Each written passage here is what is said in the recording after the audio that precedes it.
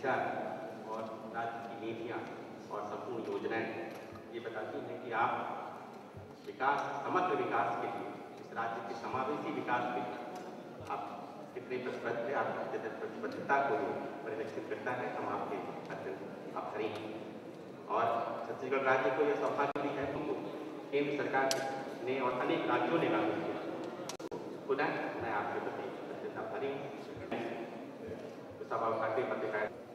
इस प्राचार्य सम्मेलन के शुभारंभ सत्र के सम्माननीय मुख्य पिछले एक वर्ष से लगभग हम लोग पंडित दीनदयाल उपाध्याय द्वारा अभिकल्पित एकात्म मानववाद के स्वर्ण जयंती के अवसर पर एक विचार जागरण अभियान चला रहे हैं।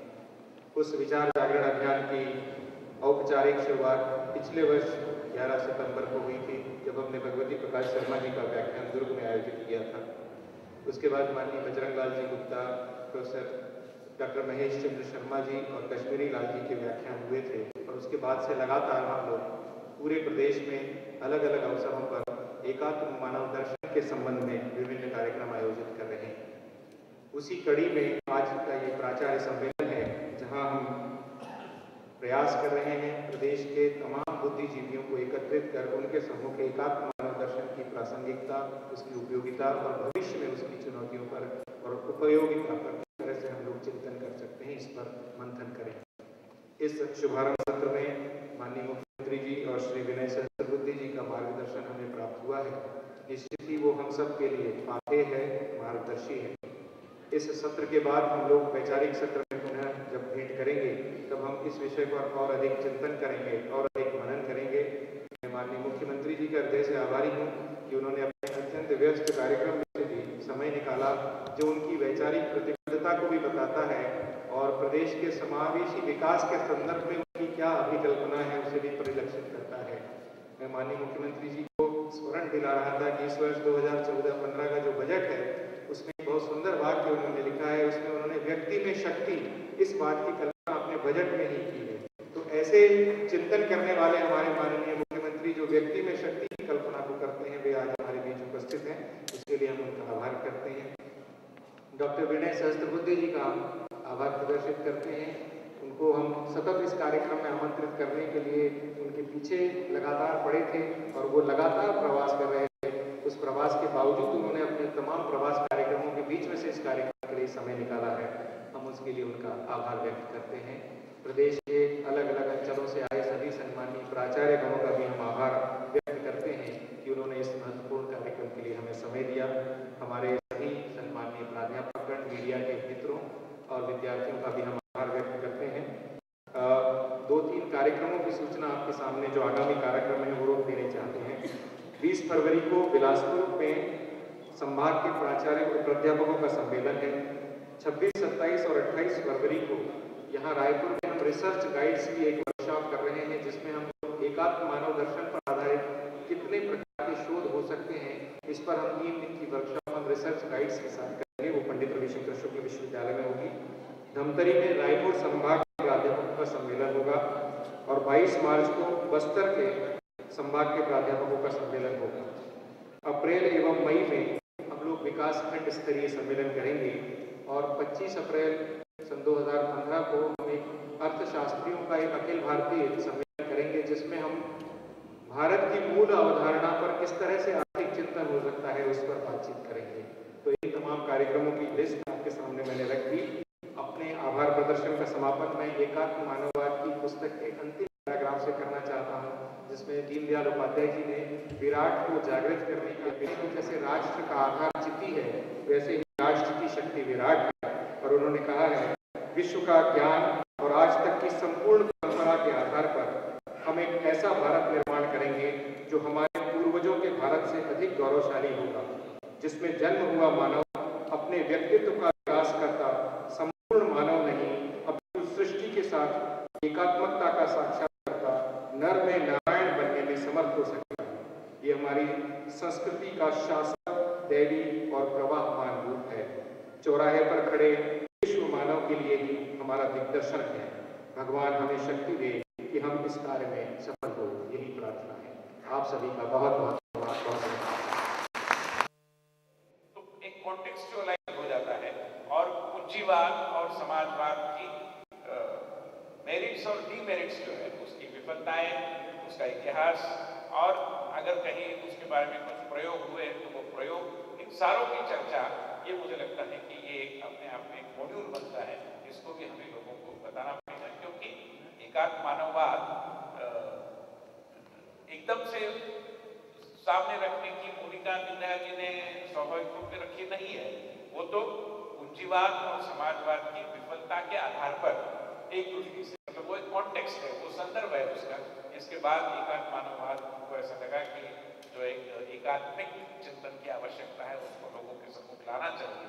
उस आकलन के बाद मेरा मानना है कि ये विषय सामने आया है, तो स्वाभाविक रूप में उसको कॉन्टेक्सचुअलाइज करना, और आज के संदर्भ में पूंजीवाद और समावेश, पूंजीवाद की जब हम बात करेंगे तो ये जो कुल मिलाकर लिबरल इकोनॉमी है उसकी भी बात आती है, और जो ग्लोबलाइजेशन, लिबरलाइजेशन, प्राइवेटाइजेशन के विषय आते हैं, वो भी चर्चा का हिस्सा बनते हैं। और एकात्म मानव दर्शन इनके विरोध में है ऐसा मानने का कारण नहीं, इसलिए एकात्म मानव दर्शन के कॉन्टेक्स्ट में भी इसकी चर्चा हम कर सकते हैं। दीनदयाल जी ने काफी विस्तार से, आप जब पढ़ेंगे तो ध्यान में आएगा कि यंत्र और मनुष्य और यंत्र के कारण होने वाले परिणाम और उसको झेलने की हमारी भूमिका, मानसिकता, इसके बारे में सारगर्भित विवेचन उनके लेखन में है। तो ग्लोबलाइजेशन, लिबरलाइजेशन, प्राइवेटाइजेशन के कॉन्टेक्स्ट में भी एकात्म मानव दर्शन का संदर्भ हमें लोगों के सम्मुख लाना चाहिए, ऐसा मुझे लगता है।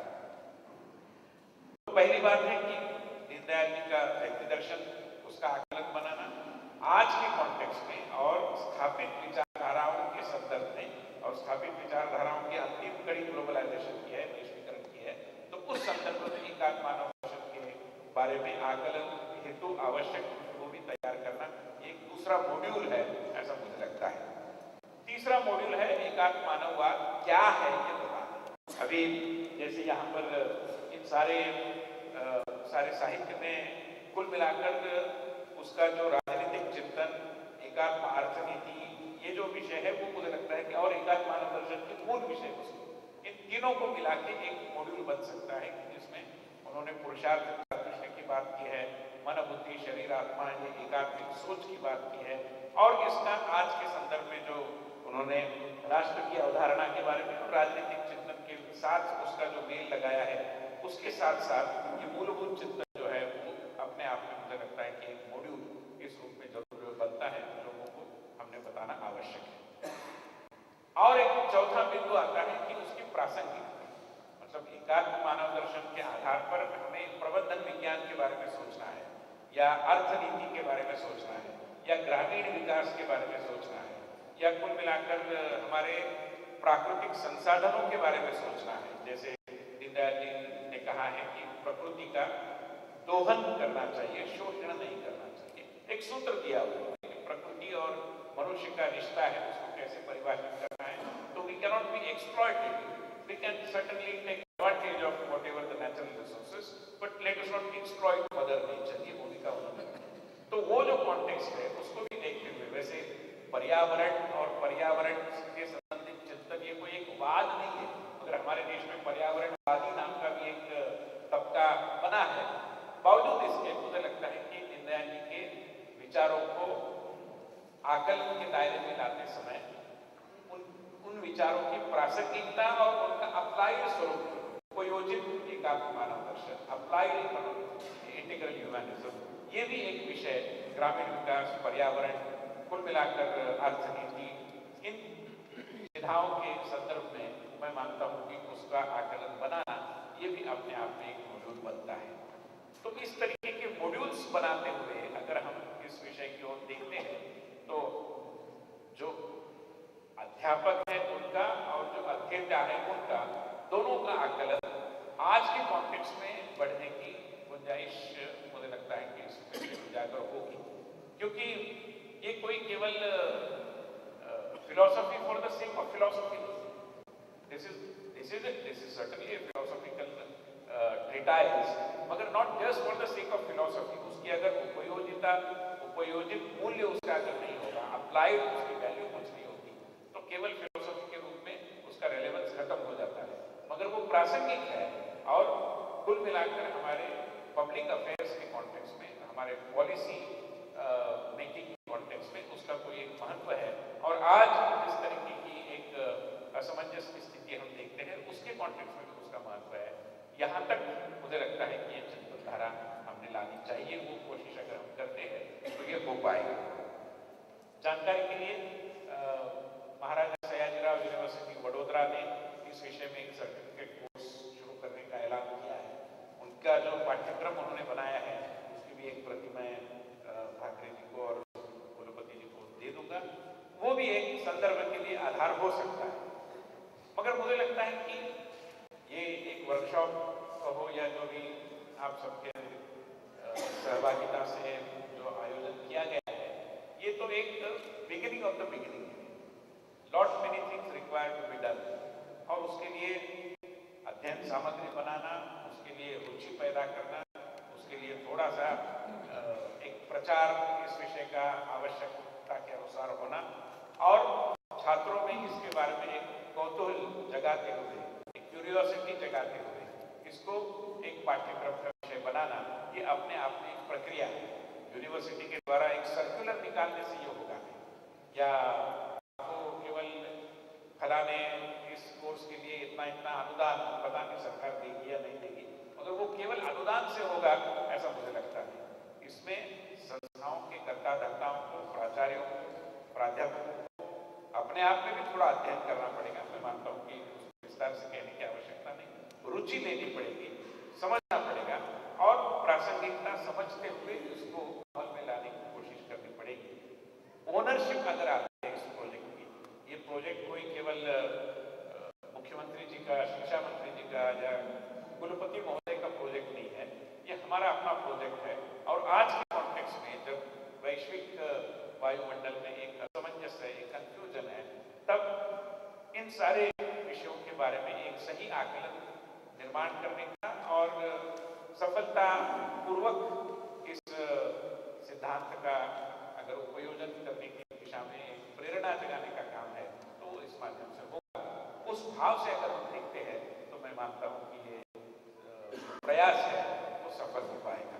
इसलिए एकात्म मानव दर्शन को, दीनदयाल जी का व्यक्ति दर्शन, दीनदयाल जी का काम और दीनदयाल जी का चिंतन, इनको भी हमने एकात्मता से देखना चाहिए, और वो देखते हुए हमारे इस प्रयास में उसका एक समावेश हो, इसकी कोशिश करनी चाहिए, ऐसा मुझे लगता है।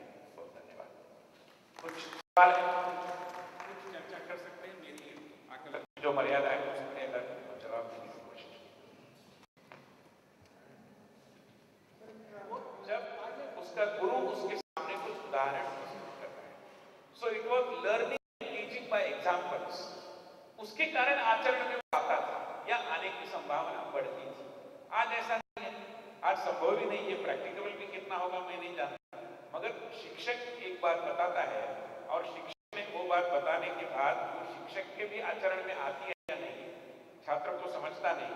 कई बार उसको लगता है कि शिक्षक एक बात बता रहा है, आचरण उसका दूसरा है, और उसके बारे में शिक्षक को कोई जवाबदेह मानता भी नहीं, क्योंकि शिक्षक कहता है कि 11 से 4 बाद में मैं एक अपनी स्वतंत्र एक व्यक्ति हूँ, you can not question other involvement, public involvement of mind. ये एक भूमिका नहीं है जिस तरीके का देश विदेश में वातावरण रहा, और इसलिए शिक्षक के द्वारा जो पढ़ाया जाता है उसका शिक्षक छात्र के मन मस्तिष्क पर जो प्रभाव होना चाहिए वो एकेडमिक या थ्योरेटिकल रहा है, वो आचरण में आने की संभावना इस प्रक्रिया में मैं मानता हूं कि कम होती दिखाई दी, और इसका अनुभव हम कर भी रहे हैं। मगर स्वाभाविक रूप में यही एक हमारी इस अध्यापन प्रक्रिया में एक बड़ी समस्या है कि जब तक हम इसको मिटाते नहीं और ये आचरण का हिस्सा बनाते नहीं, तब तक बुकिश नॉलेज रहेगा, सैद्धांतिक नॉलेज रहेगा, उसके आचरण में उसका रिफ्लेक्शन हमें नहीं दिखेगा। इसके लिए क्या करना चाहिए ये एक अलग विचार विमर्श का विषय है, आज पूरा विषय नहीं आ सकता। मैं केवल अपना आकलन प्रस्तुत किया क्योंकि आपने पूछा, not that everybody should agree with that. Thank you. ठीक है सर, इसमें एक छोटा सा क्वेश्चन। आपने बिल्कुल सही कहा कि एक दर्शन हमको मिला था जिसको गुरुकुल दर्शन कह सकते हैं, जिसके माध्यम से जब वो मिला था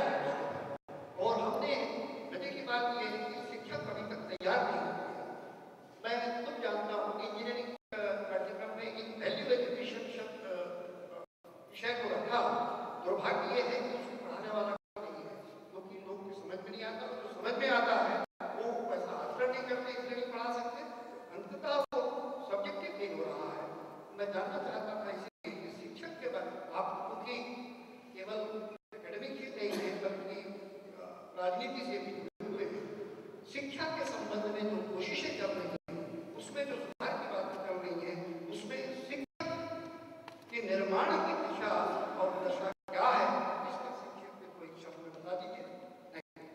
ये इस विषय में लंबी चर्चा की जा सकती है। इसका बैकग्राउंड इतना बड़ा है कि चर्चा जितनी करे कमी है। प्रयास होने चाहिए, तरह तरह के प्रयोग होने चाहिए और प्रयोगों के आधार पर कुछ निष्कर्ष निकालने चाहिए। तो कुल मिलाकर छात्र शिक्षक सरोकार, टीचर एंड अडॉप्ट रिलेशनशिप, इसके विषय में भी बहुत काम होने की आवश्यकता है। उसके अच्छे परिणाम या जो अच्छे परिणाम नहीं आते उसके कारण के बारे में और शोध होने की आवश्यकता है। ऐसा शिक्षा विज्ञान साइंस ऑफ एजुकेशन के छात्र के रूप में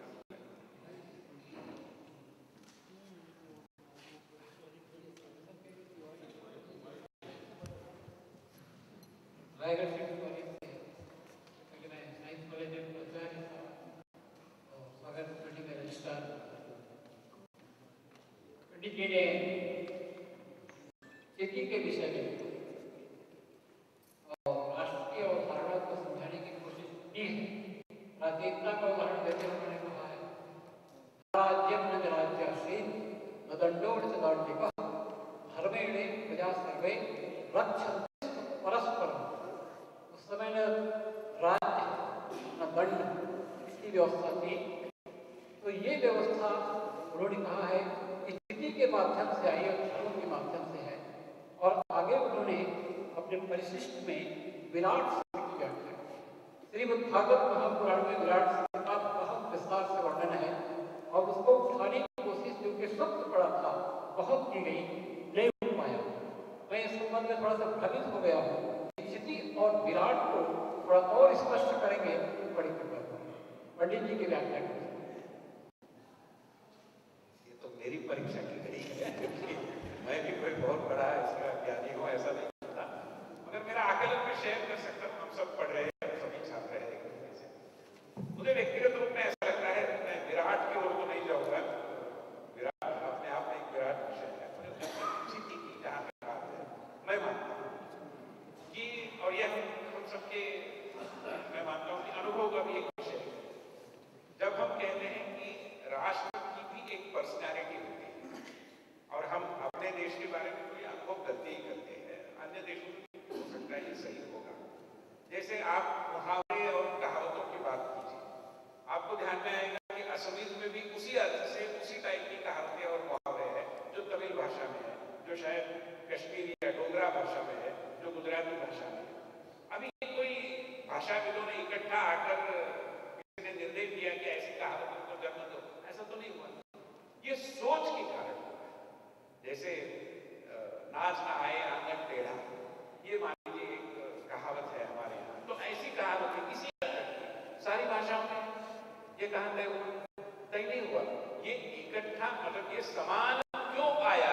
क्योंकि धारणा भी समान है, आदर्श की भूमिक संकल्पना समान है, सही क्या गलत क्या इसका आकलन समान है। और इसलिए ये सारा, और मैं ये केवल मेनस्ट्रीम की भाषा बात नहीं कर रहा हूँ। मेरा दावे के साथ कहना है कि आप सुदूर नागालैंड में जाइए या डांग जिले जैसे आदिवासी क्षेत्र में जाइए या बस्तर में जाइए, वहाँ भी जो लोकल डायलेक्ट्स है, वहाँ की कहावतें, मुहावरे और कहावतों और मुहावरों के माध्यम से ध्यान में आने वाली मान्यताएं वो सारी समान है। ऐसा नहीं है कि हमारे देश में ऐसा नहीं है, हमारे यहाँ ऐसा नहीं है। तो ये ऐसा है, इसका कारण है कि हमारे देश का भाव विश्व इथोस, जिसको एक थोड़ा और अधिक प्रगल्भ रूप में उन्होंने चिति के रूप में कहा है, वो समान है। हमें चेताने वाली जो ऊर्जा है वो समान है।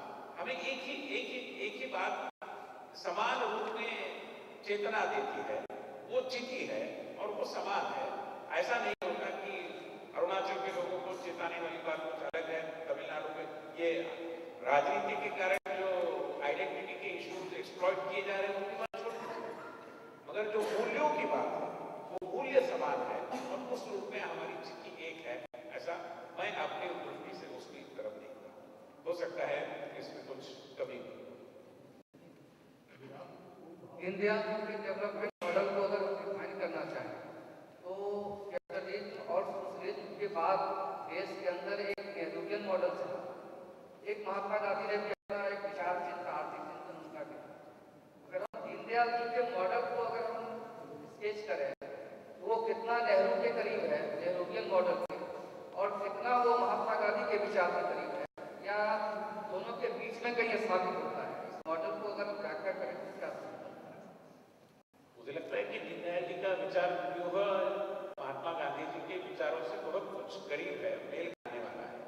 यद्यपि दीनदयाल जी ने एक बात हमेशा के लिए एक पाथेय के रूप में कही है कि किसी भी चीज को डॉगमा के रूप में न समझें। एक बार तय हुआ है तो चलो अभी ऐसा ही करना, ऐसा नहीं होता। हर किसी विचार को भी समयानुकूल संदर्भ में आकलन में लेना चाहिए।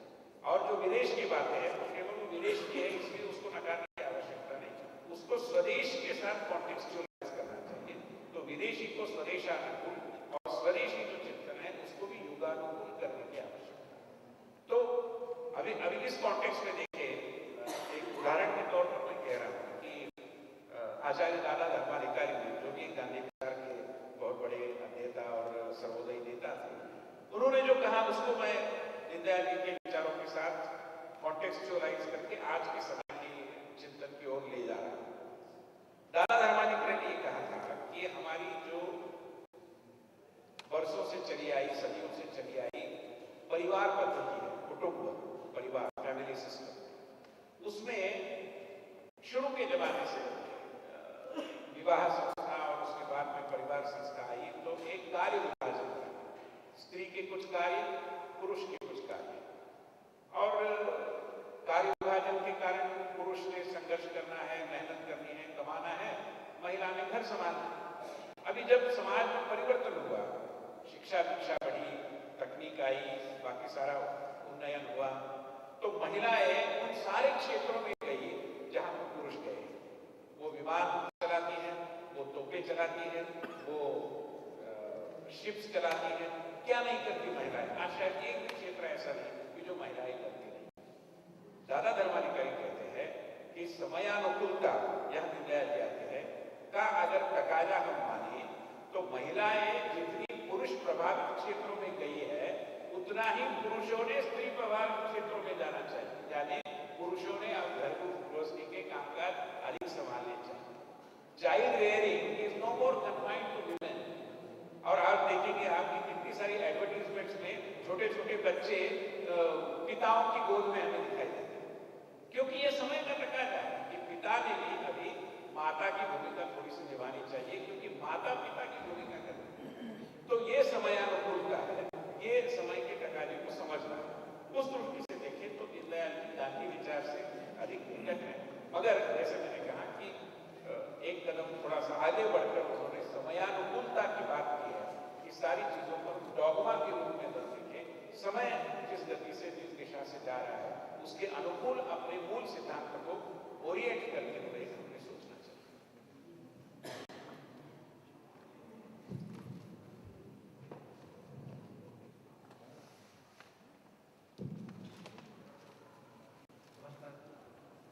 मेरा एक प्रश्न ये है कि ये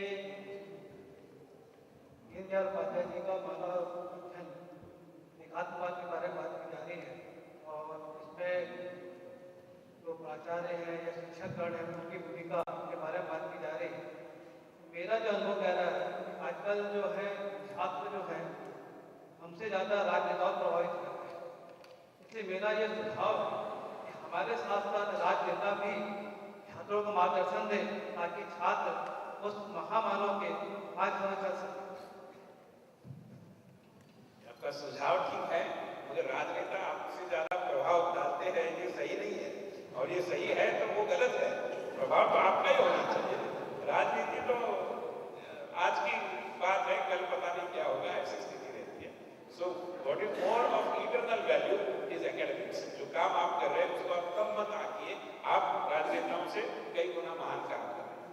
मानववाद इज ए पैकेज डील। मतलब जब आप एकात्म मानववाद की चर्चा करेंगे तो लोकमत परिष्कार की भी चर्चा करेंगे। मतलब जब तक आप लोकमत को परिष्कृत नहीं करेंगे, यानी एजुकेटिंग द पीपल, जो राजनेताओं का भी काम है, वो जब तक हम नहीं करेंगे तब तक लोगों से हमारी उम्मीदें रखने का कोई मतलब नहीं। हमने लोगों को कहना चाहिए। पॉपुलिज्म हमारे जनतंत्र में बहुत मतलब एक डोमिनेंट फिलॉसफी हो गई है कि भाई क्या करें, लोग चाहते हैं। और ये राजनीति तक सीमित नहीं है, ये एकेडमिया में भी है, लिटरेचर में भी है, फिल्मों में भी है कि हम क्या करें, लोग यही देखना चाहते हैं तो हम वही दिखा रहे हैं। तो सवाल यह है कि लोग जो देखना चाहते हैं, सुनना चाहते हैं, खाना चाहते हैं, या जो उनको परोसा जाना चाहते हैं, वही हम करेंगे। इसमें क्या बड़ी महत्ता है? आपने लोगों की विचार वस्तु पर प्रभाव डालना चाहिए कि उन्होंने उनके हित को समझना चाहिए। जनप्रिय होना एक बात है और जनहित की बात शायद दूसरी है, और जनहित की बात हमेशा जनप्रियता की ओर नहीं ले जाएगी। ये संभव है। कई बार हमने ऐसे उदाहरण देखे कि जो जन के लिए अप्रिय है मगर जनहित की बात है, तो जन के लिए अप्रिय मगर हित की बात अगर है तो उसको उनके गले तभी उतारा जा पाएगा जब हम जन शिक्षा करेंगे, लोक शिक्षा करेंगे, लोकमत परिष्कार करेंगे, लोगों के बीच जाएंगे, सही गलत उनको बताएंगे, क्यों फलानी नीति अपनाई जा रही है उसके बारे में, कंज्यूमरिज्म की बात जो आप कह रहे हैं उसके बारे में हम कहेंगे। मतलब उपभोग का एक महत्व है। आदमी कोई एस्थेटिक होने के लिए सत्संग सर्वसंग परित्याग करने के लिए जन्म लेता नहीं, उसको भी उपभोग की आकांक्षा रहती है, गलत नहीं कुछ उसमें, मगर हर किसी चीज की एक सीमा होती है, इसलिए वो सस्टेनेबिलिटी का बिंदु आता है। अभी ये लोगों के गले उतारना, इसके लिए हमारा सरोकार चाहिए, संबंध चाहिए, परिष्कार करने के लिए लोगों के अंदर जाना चाहिए, उनको बताना चाहिए, सही गलत का आकलन निर्माण करना चाहिए, तभी जाकर के जो होगा, ऐसा मुझे लगता है। कठिन है मगर करनी है। दूसरी बात जो आपने कही कि जियो कल्चरल कॉन्टेक्स्ट में, मुझे लगता है कि ये भी विषय ऐसा है कि इसको सांस्कृतिक राष्ट्रवाद ऐसा जब हम कहते हैं तब जो बातें मैंने कही कि हमारी जो मूलभूत समानता है हमारे मान्यताओं की, सामाजिक मान्यताओं की, सांस्कृतिक मान्यताओं की, वही हमें सांस्कृतिक राष्ट्र बनाती है। बाकी कुछ सांस्कृतिक राष्ट्र का मतलब कोई मजहब से, कोई पूजा पद्धति से, ये कभी न दीनदयाल जी ने सोचा था ना आज हम कभी सोचते हैं। हमारा मतलब यही है कि जैसे मैं इस शब्दावली का उपयोग अधिक उचित समझता हूँ कि this nation is known for spiritual democracy and sustainable pluralism. Spiritual democracy है, इसलिए प्लूरलिज्म सस्टेन हो रहा है। स्पिरिचुअल डेमोक्रेसी का मतलब यह है कि एकम सत विप्रा बहुधा भवन्ति, जो भी रास्ता आप अपनाओ वो सत्य की ओर जाता है। विप्र यानी ज्ञानी लोग उसको विभिन्न नामों से पुकारते हैं, मगर रास्ते सारे उसी अंतिम लक्ष्य की ओर जाते हैं, जिसको कोई मोक्ष कहता है, तो कोई और कुछ कहता है, साल्वेशन कहता है, मुक्ति कहता है, जो भी हर रास्ता उतना ही वैलिड है। ये है डेमोक्रेसी। ये कहना कि मेरा ही रास्ता वैलिड है और बाकी सारे रास्ते आपको उस ओर नहीं किस ओर ले जाएंगे, ये स्पिरिचुअल हेगमनी। हेगमनी के हम विरोध में है, हम डेमोक्रेसी के पक्ष में है, और डेमोक्रेसी है इसलिए प्लूरलिज्म सस्टेन हो सकता है। जहां जहां स्पिरिचुअल डेमोक्रेसी नहीं है वहां वहां प्लूरलिज्म नहीं। इसलिए सांस्कृतिक राष्ट्रवाद की मुख्य बेला, मुख्य आधारशिला अगर कुछ है वो स्पिरिचुअल डेमोक्रेसी है, आध्यात्मिक जनतंत्र है। ऐसा उसको लगता है कि मैं पैसा इतना जमा करूं कि 4 पीढ़ियां की कोई मतलब चिंता किसी को न हो। तो ये चिंता वगैरह का विषय आता है क्योंकि वो अंदर ही अंदर बड़ा असुरक्षित महसूस करता है। मैं करप्शन का समर्थन नहीं कर रहा हूँ, उसको एनालाइज कर रहा हूँ कि व्यक्ति को पैसा नाजायज तरीके से इकट्ठा करने की प्रेरणा क्यों आती है, इस ओर मैं चर्चा को ले जा रहा हूँ। तो ये असुरक्षा का भाव अकेलेपन के कारण है।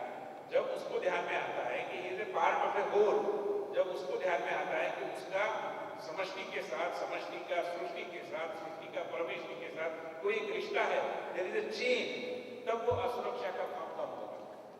इसलिए एकात्म मानव दर्शन के अभाव में ही ये समस्या है, और एकात्म मानव दर्शन के प्रभाव से उस पर कुछ काबू पाने का रास्ता हम अपना सकते हैं, ऐसा व्यक्तिगत रूप में मुझे लगता है।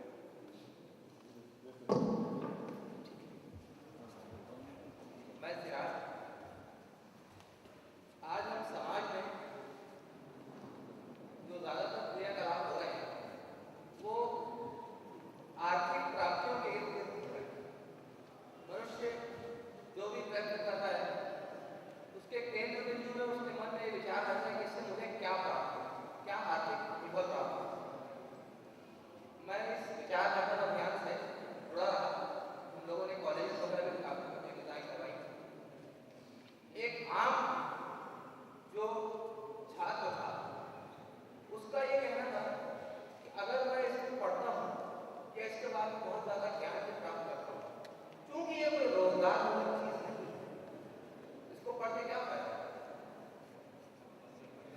ये उसका प्रश्न मैं बहुत वैलिड मानता हूँ, क्योंकि आज कौन व्यक्ति अपने बच्चे को मौलवी बनाना चाहता है? कौन व्यक्ति अपने बच्चे को मंदिर का पुजारी बनाना चाहता है? हर आदमी अपने बच्चे को डॉक्टर या इंजीनियर बनाना चाहता है। तो जब सारे क्रियाकलाप अर्थ के साथ घूम रहे हैं, तो इस तरह के विचारों को लेकर लंबे समय तक चलना एक बहुत चुनौतीपूर्ण कार्य है। इस चुनौती को हम कैसे सामना करें? एक प्रश्न। दूसरा भी, समाज में हम एक बात और देखते हैं, शायद अंग्रेजों के जाने के बाद हमारे अंदर सांस्कृतिक हीन भावना ने इतना घर कर लिया है कि अगर हम ये कहते हैं, मैं स्वयं अपना उदाहरण दे रहा हूं, अपने बच्चे को जिस स्कूल में डाला था, मेरी पत्नी से उनकी सहेली ने कहा हिंदी स्कूल तो गरीबों का बच्चे पढ़ते। अगर आपने कह दिया कि आपके पैर में दर्द है, आप किसी आयुर्वेदिक डॉक्टर के इलाज करा रहे हैं, तो हंसने लगते हैं। क्यों? एलोपैथी मेरे पास क्यों नहीं आ रहा, आयुर्वेद के पास क्यों जाता? तो ये जो हमारे एक जो पुरानी जो हमारी संस्कृति है, उससे जुड़े हुए जो पहलू हैं, चाहे वो स्वास्थ्य से संबंधित हो, कोई भी चीज हो, उसके लेकर तो हमारे समाज में हीन भावना व्याप्त हो गई है कि जो कुछ भी अच्छा है वो पाश्चात्य में अच्छा है और हमारी जो भी चीजें हैं वो खराब है। इसका एक और एग्जाम्पल है, आज हर कोई क्रिकेट खेलना चाहता है क्योंकि उसमें अर्थ है, टेनिस खेलना चाहता है क्योंकि उसमें अर्थ है, फुटबॉल कम खेलते हैं उसमें थोड़ा कम है। इन दोनों चीजों को हम कैसे काउंटर करें, इसे कैसे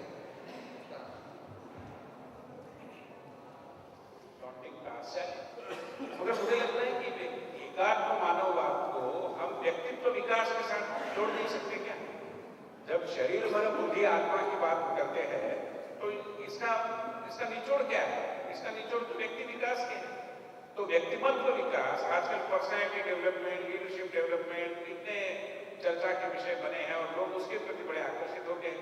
तो उनको अपने व्यक्तिमत्व को और अधिक समृद्ध करने के लिए एकात्म मानव दर्शन है, क्योंकि वो पहले खुद के बारे में भी एकात्मता से सोचे थे। केवल जिम में जाने से एकात्म व्यक्तिमत्व विकास नहीं होगा और केवल एलोकेशन कॉम्पिटिशन से भी एकात्म विकास नहीं होगा।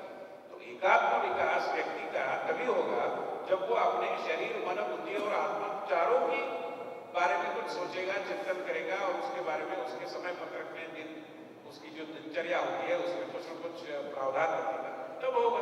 अभी ये बताना है तो आप related with personality development and then perhaps it becomes more marketable product, हमें कौन रोकता है वो करने के लिए? इधर ये प्रयोग करना चाहिए, ये पहली बात। दूसरा, आपका जो कहना है कि जो भी देसी है, एतद देशीय है, इंडिजिनस है, उसके प्रति एक घृणा का भाव है और जो विदेश से आता है उसके प्रति एक आकर्षण है। अभी हृदय जी के कहने में तो है ही कि जो स्व को ही हमने पहचाना नहीं है, जितना भी स्व से जुड़ा हुआ है वो सारा कुछ दकियानुसी है, गलत है, पुराना है।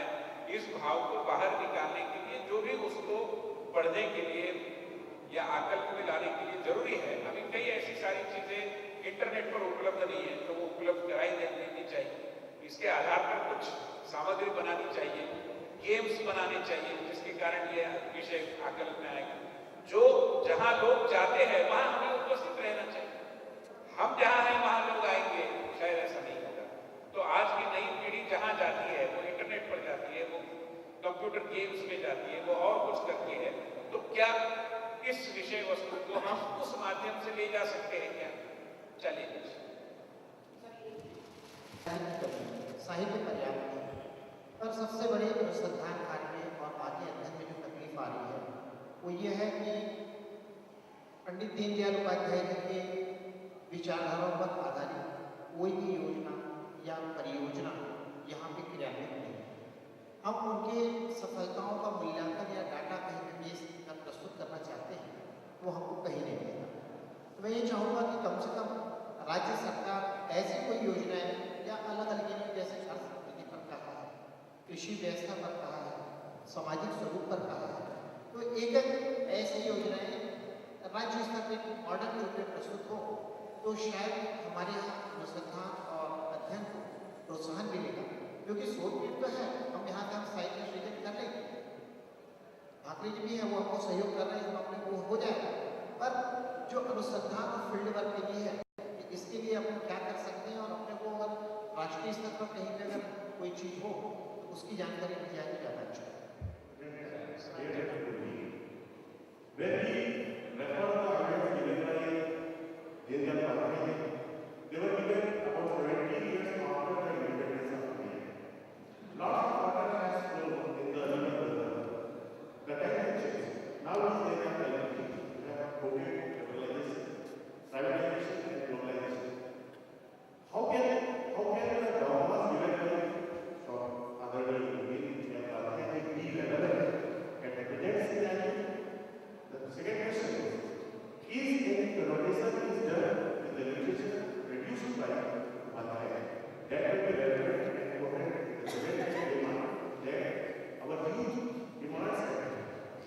The relevance of all these four dimensions of human life cannot be questioned even 50 years here onwards. It was there earlier also. It is there till time immemorial. तो वो तो है ही, इसलिए उसकी eternal value है. No matter how much we talk of globalization, liberalization and privatization, these fundamental things have not changed. They are not likely to change at all. So in that context, I believe there is an eternal value of what Deen Dayal ji had said. What we have to do is we have to contextualize in the present circumstances. For example, limitless wants, consumerism. Now there is heightened awareness about consumerism even in America, and not now. It was during Henry Thoreau's time, which was like some 70, 100 years before. Thoreau, whose worldview is very similar to that of Mahatma Gandhi, and Thoreau and his Walden, you must have heard about, is basically, he is an American thinker. He was an American thinker. So I don't think it has become irrelevant. We have to establish the relevance by taking examples. और मानव दर्शन तथा समुद्र है, जिज्ञासाएं भी बहुत हैं, परंतु समय समय पर दर्शन सबके सामने है। और